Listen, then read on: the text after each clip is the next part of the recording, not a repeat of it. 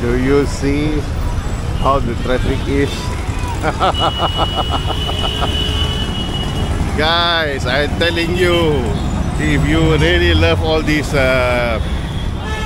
you know, traffic and then all the horns, or you can zone out, right? I believe after 1 week or 2 weeks, your brain will eventually zone out of this noise, and then your brain can think like normally, right?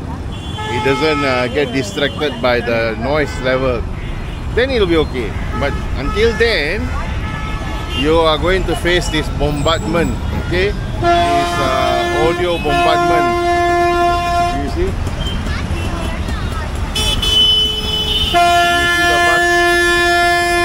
Take a look at the bus. This bus is by no means the worst, right? There are buses that are more full than this, with people overhanging by the side. So this one is not so bad. Okay, we are just waiting for a driver to come, but I'm just giving you a running commentary.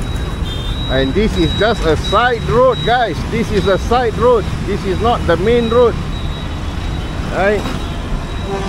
So you imagine how it is going to be on the main road.